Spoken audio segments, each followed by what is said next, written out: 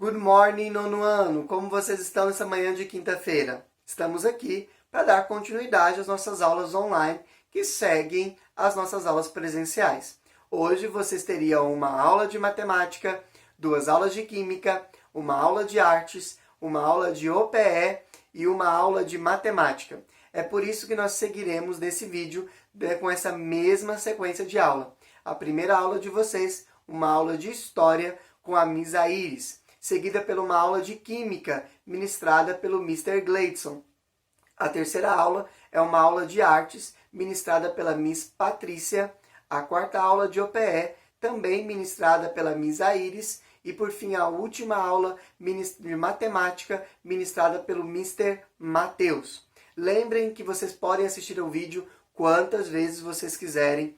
Reforço que na descrição do vídeo estou deixando os minutos e os segundos exatos que cada uma dessas aulas começam, ok? Basta você clicar lá e você será direcionado imediatamente para aquela parte do vídeo. No mais, desejo a todos uma ótima aula, uma boa quinta-feira e até amanhã.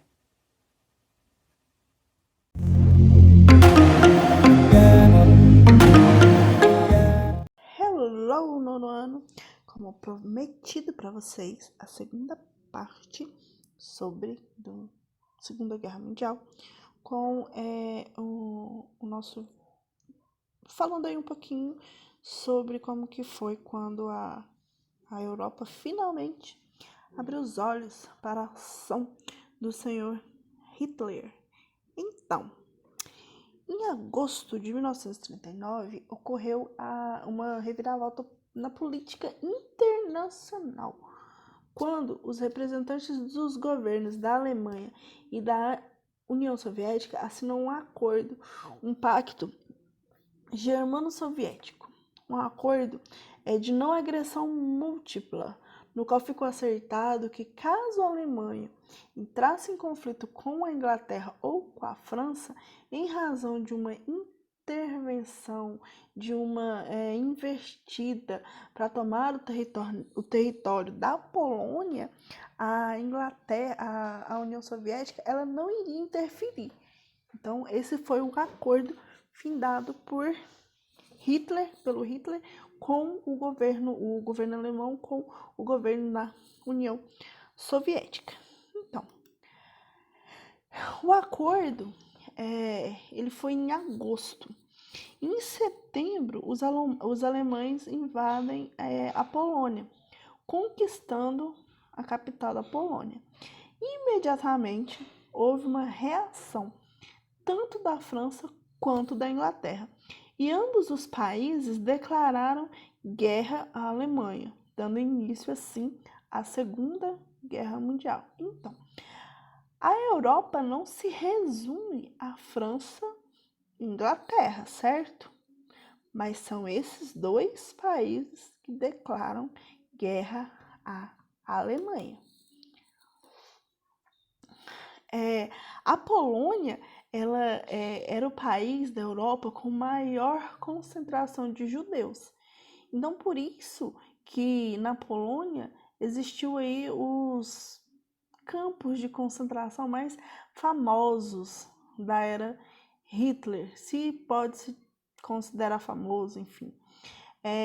Eu não vou colocar as imagens, porque as imagens dos campos de concentração, coloquei só algumas aqui, porque essas imagens, elas me incomodam, né?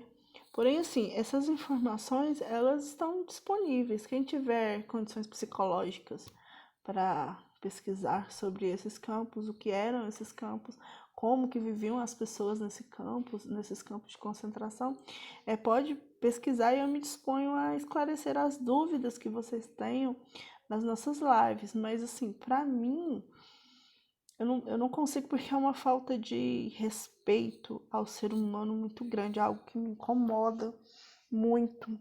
E se você parar para pensar que uma pessoa fez isso com uma outra pessoa, uma pessoa se achou superior a outra pessoa a ponto de subjugá-la de maneira assim inescrupulosa.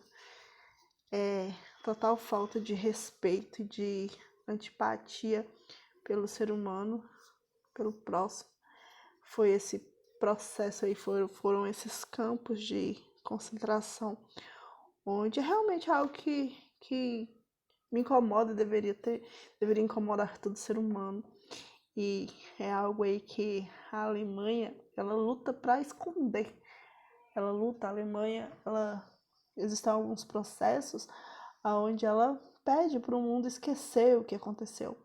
Mas eu não acho legal esquecer, porque quando a gente esquece os erros que a gente comete, a gente pode voltar a cometê-los novamente, né? Quando você lembra do seu erro, você faz o possível para não cometê-los novamente. Então é um passado vergonhoso, sim, para a Alemanha, e que eu não acho de jeito nenhum que tenha que ser esquecido. Pelo contrário, tem que ser lembrado, e lembrado com frustração mesmo, para que não volte a acontecer. Continuando. A expansão nazista, então, pela Europa, como ela se dá.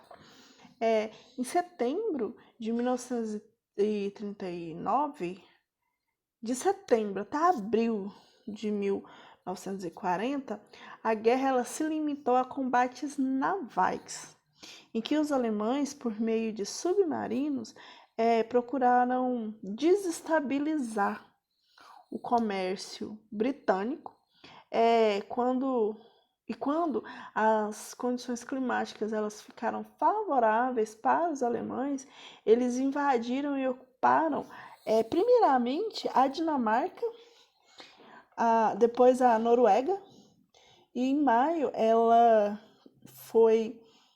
conseguiu invadir aí a Holanda, depois a Bélgica e logo depois a Luxemburgo. Lembra que eu falei que a Europa não se resume à Inglaterra e à Itália, porém elas foram as únicas que declararam guerra? Então, a Dinamarca, a Noruega, a Holanda, a Bélgica e Luxemburgo, eles estavam neutros aí nesse conflito e foram os primeiros a serem conquistados aí pelos alemães.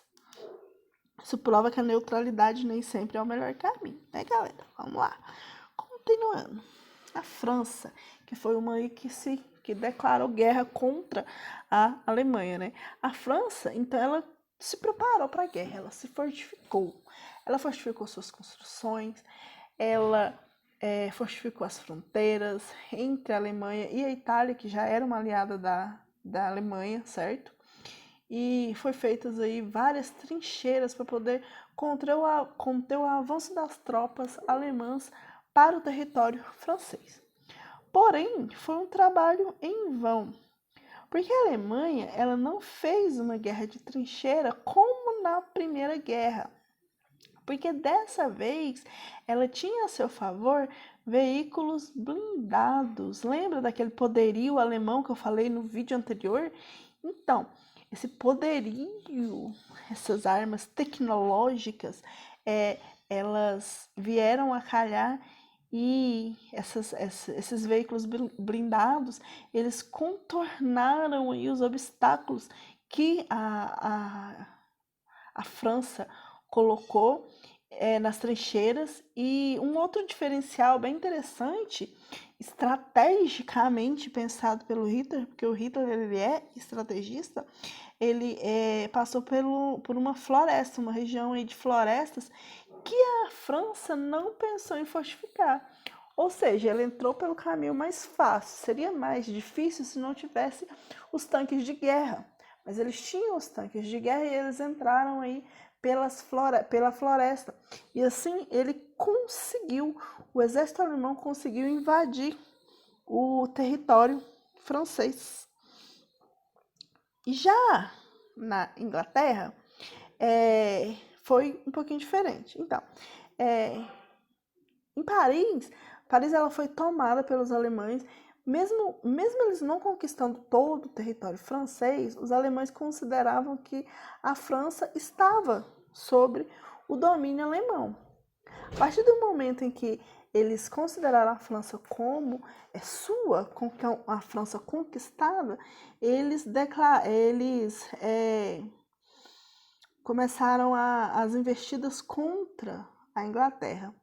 Só que antes de entrar definitivamente no território inglês, os alemães eles começaram tentando enfraquecer as defesas da Inglaterra por meio de bombardeios aéreos. E mesmo com os bombardeios aéreos dos alemães contra a Inglaterra ainda assim ela resistiu. E os planos do Hitler foram aí ofuscados pela resistência inglesa. Então, como ele não conseguiu, o Hitler ele foi obrigado, digamos assim, a adiar os planos de invadir a Inglaterra. Com isso, lembra lá do pacto que ele fez com a União Soviética? Então, ele fez o pacto com os dedinhos cruzados, né? Hitler, então, ele parte para invadir nada mais, nada menos que a União Soviética. Então, ele desconsidera o pacto que ele tinha feito e leva os seus soldados a invadirem aí as terras da União Soviética. Essa invasão, ela ficou conhecida como Operação Barbarossa, onde as ordens dos militares eram de eliminar completamente, totalmente, eliminar todo mundo, civil, militar, mulher, criança, enfim. Era soviético, elimina. Desconsidera da face da terra. Essas eram as ordens dos soldados. E assim, rapidamente, por causa dos seus tanques, os alemães eles conseguiram chegar a Moscou, que é a capital aí da União Soviética. Porém, a população ela não se deixou vencer tão facilmente. Vou continuar aqui. É porque esse pedacinho, essa figura menor onde eu coloquei aí terra arrasada. A população, então, primeiro ela foi beneficiada pelas chuvas que aconteceram nesse momento, né? Então, as chuvas, elas conteram um pouco os tanques de guerra, por causa da lama, então os tanques não conseguiam se mover tão rapidamente, então tinha que esperar aí a chuva passar para eles poderem se locomover. Então, os alemães,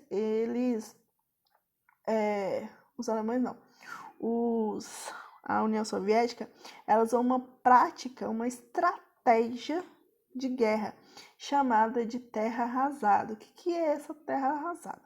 É uma estratégia que consiste em destruir tudo: equipamento, colheita, armazenamento, enfim, tudo que podia ser usado pelo inimigo, eles destruíram.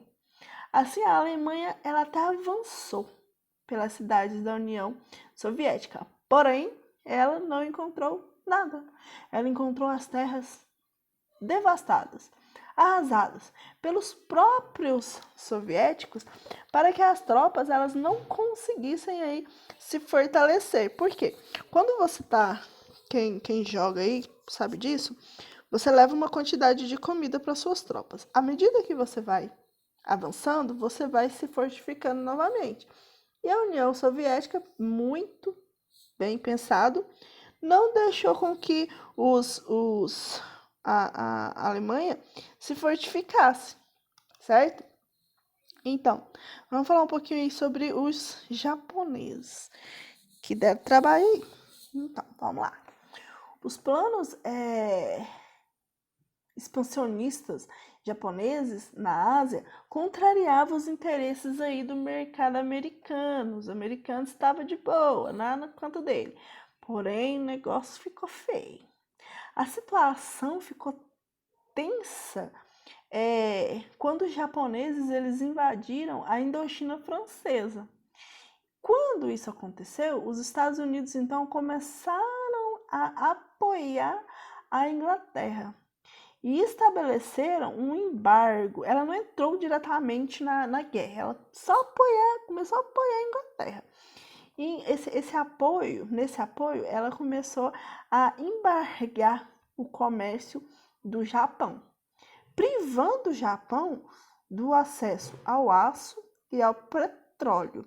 Esse embargo era feito por meio do mar, porque as mercadorias elas eram transportadas por barcos. Para enfrentar esse problema, os japoneses planejaram um ataque à frota dos Estados Unidos, tirando do caminho a base militar que barrava o acesso dos japoneses a esses produtos. Então, os japoneses eles fizeram aí um grande ataque à base naval de Pearl Harbor, no Havaí. Inclusive tem um filme bem famoso, eu assisti esse filme, eu indiquei no penúltimo vídeo. Esse filme ele é bem interessante. Então, esse ataque ele foi tão destrutivo para os Estados Unidos, primeiro porque morreram mais de 2.000 homens em um único ataque, mais de 2.000 homens são mortos. Segundo, toda a frota foi destruída. Com isso, o ataque de Pearl Harbor, com esse ataque, o presidente dos Estados Unidos, que era na época o Roosevelt, ele conseguiu convencer tanto o Congresso, porque os Estados Unidos ainda não está aí de nenhum lado, mas depois desse ataque, o presidente ele consegue convencer tanto o Congresso quanto a população a se declarar a favor da guerra contra o eixo Berlim-Roma-Tóquio. No mesmo dia do ataque, ele consegue esse aval para participar também da guerra. Com isso, toda a força bélica dos Estados Unidos foi posta à disposição para combater aí o eixo Berlim-Roma-Tóquio.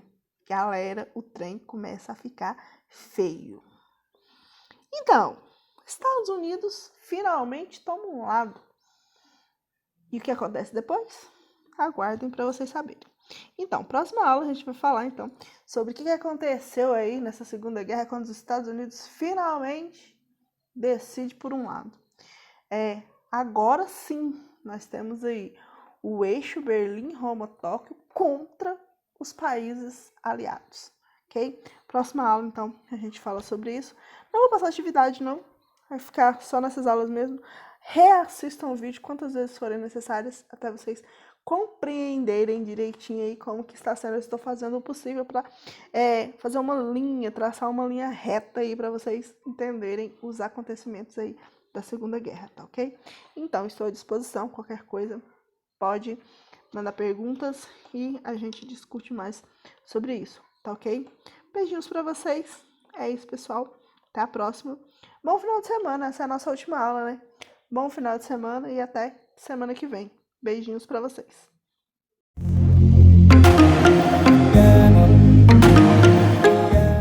Olá, nono ano, tudo bem com vocês? Mais uma aula aí de Química. Essa aqui é a nossa primeira aula de Química do mês de maio. Começando em mais um mês de Sistema EAD. E seguindo os mesmos cuidados, tomando todos os cuidados dessa quarentena para a gente poder voltar para o nosso ensino presencial rapidinho.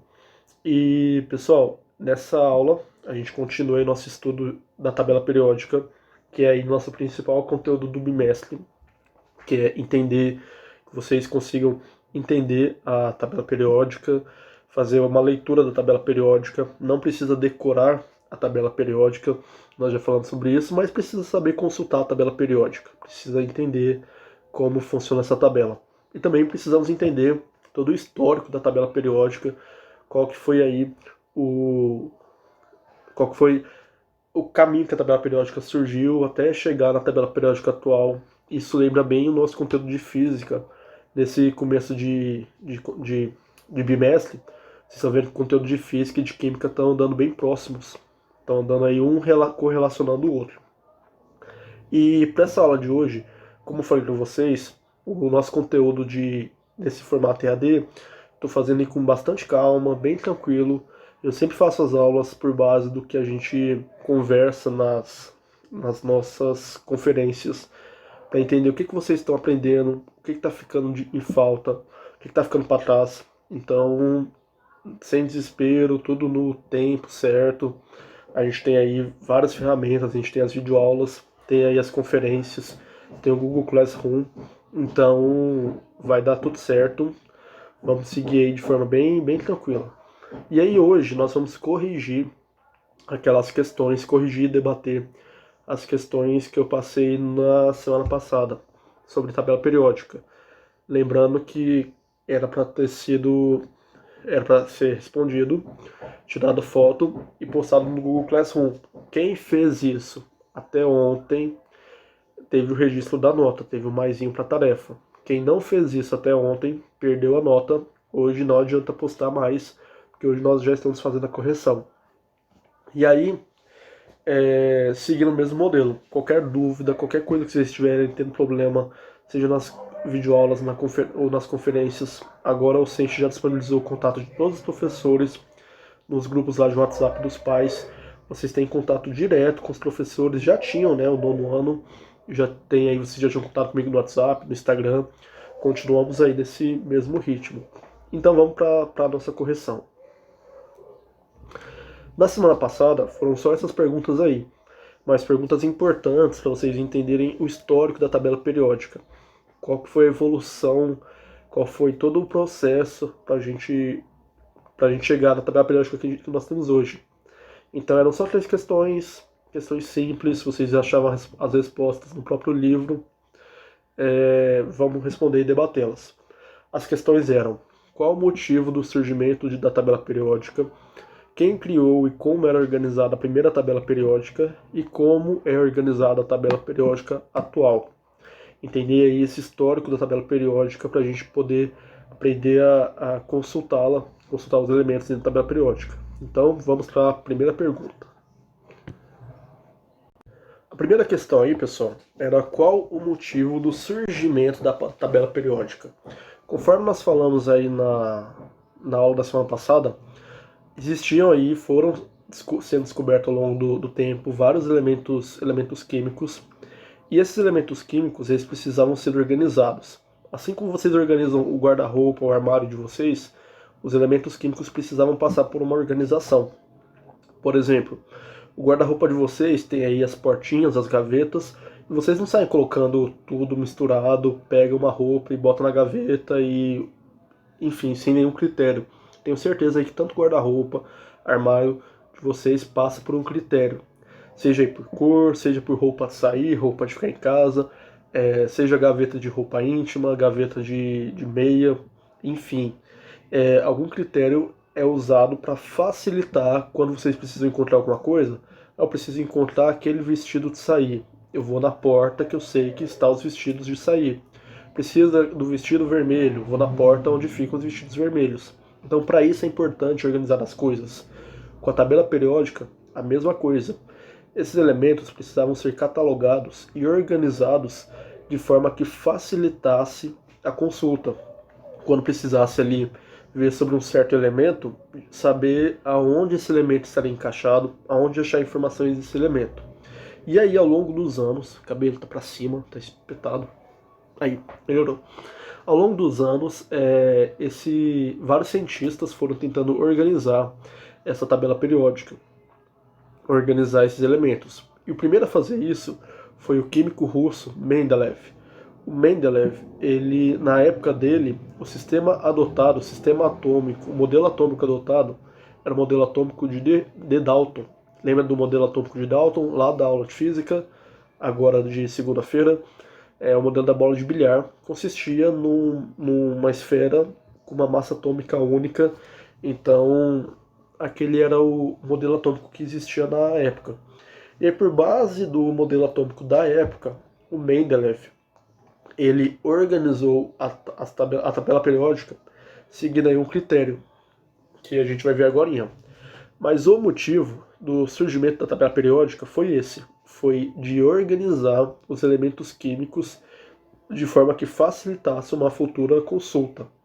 Eu tô, perdão, eu tô falando aqui com vocês a resposta. Eu não vou colocar uma resposta exata para vocês escreverem, não. Vocês vão por base aqui do que vocês já responderam, do que eu estou respondendo. Vocês vão criar a resposta de vocês e escrever no caderno. Então eu estou falando aqui várias informações. Formulem, peguem essas informações, organizem e coloquem aí no caderno de vocês. Quem já respondeu, confere aí se o que eu estou falando bate com a resposta de vocês. Então o motivo do surgimento da tabela periódica foi bem simples: organizar os elementos químicos seguindo algum critério, seguindo algum padrão que facilitasse uma futura consulta. A primeira tabela periódica foi pelo químico russo Mendeleev. A gente vai ver isso agorinha. Agorinha não, vamos ver isso agora. Segunda questão é quem criou e como era organizada a primeira tabela periódica. Falando da primeira tabela periódica, quem criou, eu já respondi, foi o químico russo Mendeleev. E como era organizada a primeira tabela periódica? Como na época o sistema adotado o modelo adotado era o modelo atômico de Dalton, a única informação que tinha era a massa daquele átomo, porque como o átomo era uma esfera, cada átomo tinha sua massa. A massa era a esfera propriamente. Então, ele organizou a tabela periódica de forma crescente por massa atômica, que eram as informações que existiam na época. Na época não tinha ainda, no modelo de Dalton, informações de prótons, do número atômico. Então, só tinha a informação da massa atômica, era feita uma organização de forma crescente. Olha aqui. E aí, pessoal, quem foi o químico russo? Por ser russo, o nome mais complicado, Dmitry Inavtek perdão, eu realmente não consigo pronunciar esse nome. Navtik Mendeleev. Como na literatura, nos livros que vocês forem ler, vocês sempre... Por que eu destaquei o Mendeleev? Porque é o último nome dele e é o nome que aparece aí nas literaturas. Raramente vocês vão ver o nome completo desse cara aí. Mas o Mendeleev, que por sorte é a parte mais fácil do nome desse cara, é o nome que é usado aí nas referências, nas biografias, nos livros. Então sempre que vocês forem estudar sobre, vocês vão encontrar o nome do Mendeleev. Precisa saber aprender o nome do cara inteiro? Se quiser, sim, mas o mais importante é o Mendeleev. Entender que o Mendeleev é o químico russo que criou o primeiro modelo de tabela periódica, que era organizada por massa atômica. Então a resposta de quem criou e como era organizada a primeira tabela periódica, o químico russo Mendeleev, e ela era organizada por ordem crescente de modelo atômico, ordem crescente de massa atômica. Bem simples, não tem muito mais nessa questão, mas é bem importante que vocês saibam como era organizada a primeira tabela para a gente chegar na tabela que nós usamos hoje. E vamos para a última questão: como é organizada a tabela periódica atual? A tabela periódica atual, que é a que nós usamos hoje, que é a que vocês estão estudando, ela foi montada, adaptada pelo físico inglês Moseley. O Moseley, com a evolução dos modelos atômicos, já tinha aí uma outra propriedade dos átomos, que é a propriedade dos números atômicos. E ele viu que por massa atômica não estava dando certo de organizar os átomos, não estava funcionando. Então o que ele fez? Fez uma nova organização. Em vez de ser por massa atômica, agora os átomos são organizados de forma crescente por número atômico. Número atômico é o que mesmo? É o Z maiúsculo, representado pelo Z maiúsculo, e é o número de prótons que aquele átomo contém no seu núcleo. Então vamos ver a nossa tabela periódica atual, para a gente só recapitular como ela é formada. E aí, pessoal, a tabela periódica ela ficou assim, ela está assim hoje em dia. Ela começa aí do hidrogênio como primeiro elemento, com número atômico igual a 1, e ela segue aí por ordem crescente. E essa tabela periódica, lembram-se que ela comporta linhas na vertical, e são as colunas, né? colunas na vertical e as linhas na horizontal. Lembra que a linha são chamadas de grupos e as colunas são chamadas de grupo e as linhas são chamadas de período. Só antes da gente falar novamente dos grupos e dos períodos, vamos só relembrar, aí tem um quadradinho pequenininho, que é relembrar as informações que tem em cada quadradinho. Até então, a gente viu que o número que fica em cima do quadradinho é o número atômico, no centro ficam as letras da abreviação do elemento, a primeira ou as duas primeiras letras do nome do elemento químico. Embaixo fica a massa atômica. Essas são as principais informações de cada quadradinho da tabela periódica. Mais para frente, nós ainda não estudamos 100% da tabela periódica. Mais para frente, nós vamos ver aí outros detalhes que dá para se ver na tabela periódica, consultar. Mas até então, essa é a nossa tabela periódica atual, que é organizada por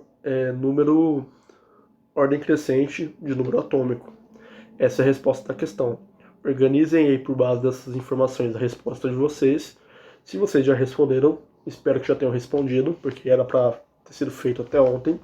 Só confere aí se bate a informação que eu estou falando aqui com o que vocês escreveram. Então, pessoal, essa é a nossa tabela periódica atual. Nós vamos aprofundar os estudos dela ao longo das próximas aulas. A gente ainda vai falar muito da tabela periódica, vamos debater muito a tabela periódica. Vamos só relembrar aqui os grupos e as colunas. Ó. Os grupos são as colunas verticais. As linhas verticais são chamadas de grupos. Nós temos 18 grupos na tabela periódica. Vai do 1 ao 18. Olha aí na imagem, porque nós vamos trabalhar bastante localização de elementos. Então eu vou falar, ó, o elemento está no grupo 8, período tal. Então, o grupo 8, você vai lá na linha 8. Está na linha 8, qual que é o período? Que é a parte horizontal. Então, a parte vertical são chamadas de grupos. E a parte horizontal, que são as linhas aí, que vai do 1 até o 7, são chamadas de períodos. Então, por exemplo, se eu falar qual é o elemento químico que está no grupo 8, período 1, 2, 3, período 4, qual que é? Olha só, vamos aí lá na linha 8. 1, 2, 3, 4, 5, 6, 7, 8, coluna 8. Qual que é o período que eu falei? Quarto período. A gente tem o ferro. Você localizaria o ferro, que está na coluna 8, linha 4. Então, colunas verticais são chamadas de grupos. Linhas horizontais, parte horizontal, chamadas de períodos. É assim que está sendo organizada a nossa tabela periódica atualmente. E aí, pessoal, a aula de hoje eu queria só fazer essa correção mesmo, sem pressa, porque a gente ainda está entendendo como é a tabela periódica. Na semana que vem eu vou falar da forma da organização das características dos elementos. Os metais, os não metais, os gases nobres, etc. E como em física eu já marquei o teste oral, em química eu não vou marcar ainda, porque a gente ainda está seguindo o conteúdo. Quando eu ver que a gente fechou uma parte boa da tabela periódica, aí eu vou marcar o teste de química, teste oral. Mas vai ter teste oral de química, só não é na semana que vem, como é o de física. O de física já é na semana que vem, na quarta-feira que eu marquei. O de química eu vou marcar posteriormente, mas vamos ter. E é isso, não esqueçam de estar com o caderninho do lado aí e a caneta. Qualquer dúvida que vocês tiverem ao longo do vídeo, anotem, me passem aí no nosso próximo encontro por conferência, na quarta-feira, ou chama aí no WhatsApp, chama no Instagram, como vocês já estão fazendo. Qualquer dúvida, estamos aí, nos procurem, não fiquem com dúvidas e façam anotações sempre que acharem necessários. Por hoje é só, para a aula de hoje nós vamos até aqui. Vejo vocês na segunda-feira na aula de física e quarta-feira ao vivo na conferência. Um abraço, um ótimo aí final de semana, né? Tá já acabando a semana, amanhã é sexta, depois é fim de semana de novo. Então, um bom final de semana, aproveitem, descansem, estudem, se cuidem. Um abraço, tchau, tchau.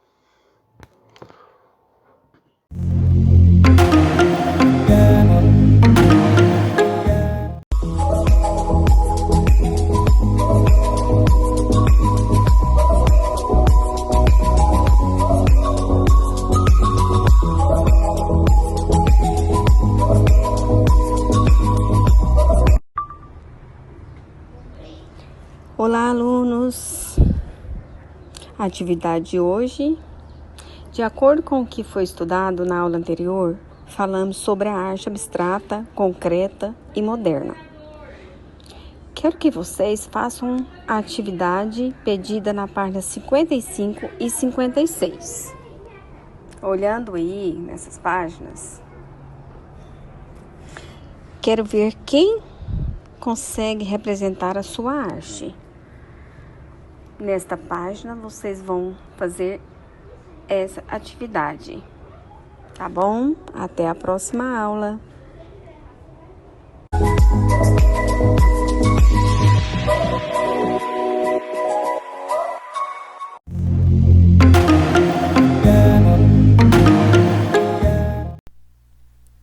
Fala galera, beleza com vocês? Tudo beleza? Então tá bom. Ó, nessa aula a gente vai continuar vendo um pouquinho, vamos fazer mais algum exercício, um ou dois exercícios aí de função, gráfico de função afim, né? Que é o que a gente estava vendo, para depois a gente entrar no próximo conteúdo, beleza? E aí galera, a gente vai ver o exercício da página 25, o exercício número 2, tá? Para ligar os gráficos. Ele fala assim, ó, ligue cada função ao gráfico correspondente. Então a gente tem a primeira função aí, ó, número 2, vou ensinar hoje a vocês como que a gente descobre qual função, tem um gráfico, a gente descobre qual função pertence a esse gráfico, tá? Então, ó, a primeira aí, ó, a primeira função, a número 1, ela é assim, ó, y é igual a menos 5x mais 1. Correto? Beleza? Então, ó, a gente vai criar aquela tabelinha com os valores de x.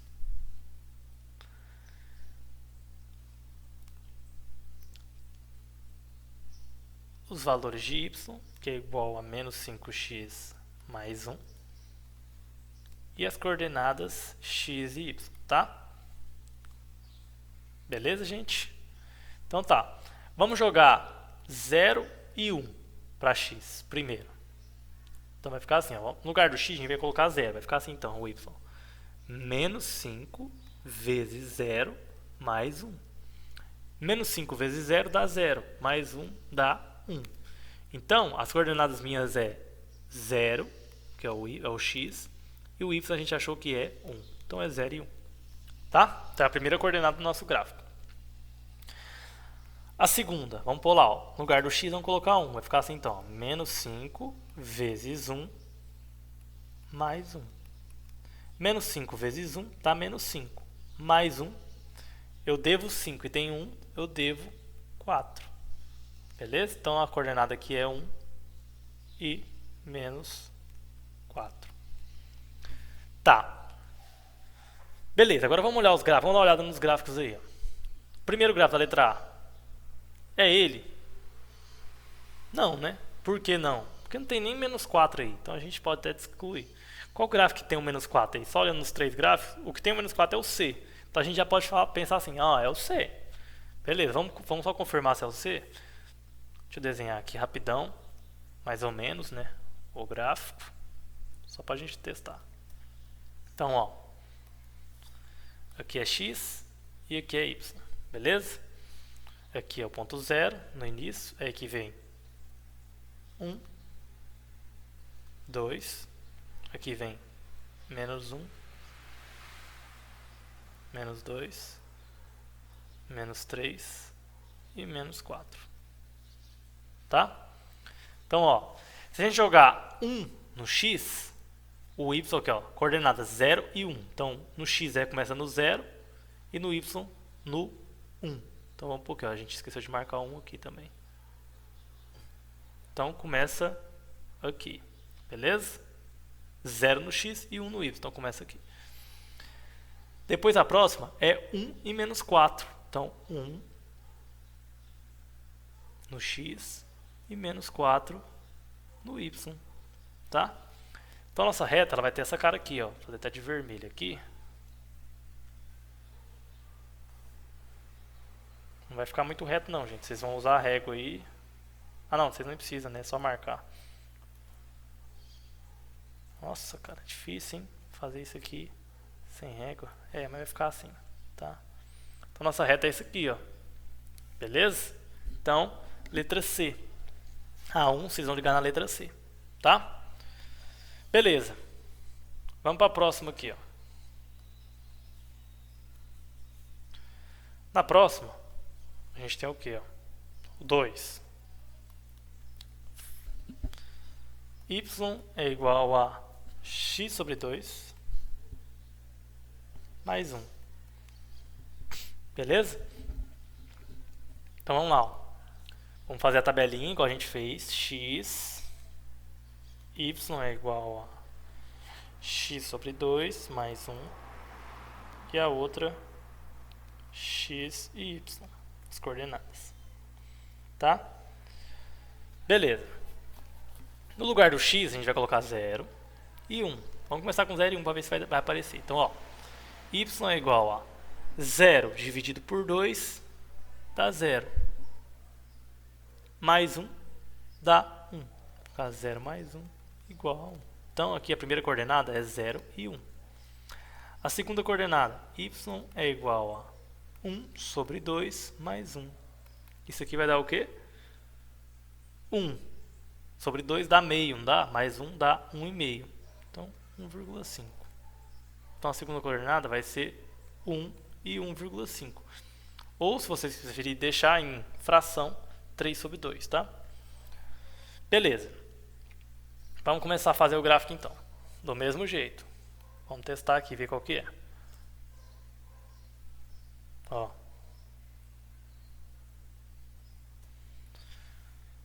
Então, aqui é o x e aqui o y, tá? Então, ó, primeira coordenada aqui, ó, 0 e 1. Então, é 0 para x e 1 para y. Vamos marcar aqui logo. 1, 2, 3, 4 e aqui. 1, 2, 3, 4. Tá. Então, 0 para x e 1 para y. Então, começa aqui, ó. Beleza? Ok? Depois, 1 para x e 1,5 para y. Então, vai vir aqui, ó. 1,5 está entre 2 e 1. Então, marca aqui. Então, a gente já está vendo que nossa reta está fazendo isso aqui, ó. Então, qual o gráfico que é? É o gráfico A. Beleza? Porque se continuar para cá, ela vem para cá. Aí, ó. Começa no 1 e vai para aí. Tá? Beleza? Então, é assim que a gente descobre. Então, é só ligar lá. E a terceira, vamos só confirmar, gente. A terceira é isso aqui, ó. Y igual a menos 2x sobre 3 mais 3. Então, vamos fazer a mesma coisa. Beleza? Y é igual a x sobre 2 mais... Opa, x sobre 2 não. Menos 2x sobre 3 mais 3. Então, aqui é x e aqui é xy. Então, vamos lá. Vamos pôr 0 e 1. No lugar do x a gente colocar 0, vai ficar 0 mais 3, que dá 3. Então, aqui o primeiro ficou 0 e 3. E o segundo vai ficar menos 2 sobre 3 vezes 1, né? Mais 3. Então, ficou menos 2 sobre 3 mais 3. Tá? Isso aqui vai dar o quê? Vamos ver? Ó, tenho 2 terços mais 3, só tirar o mínimo, né? Fica mínimo é 3, aqui é como se tivesse 1. 3 dividido por 3 dá 1, vezes menos 2, menos 6. 3 dividido por 1, 3 vezes 3 dá 9. Então, devo 6, tenho 9, eu tenho 3. Então, ficou 3 sobre 3, que dá 1. Beleza? Então, aqui ficou 1 e 1. Vamos desenhar agora o gráfico, só para a gente ver.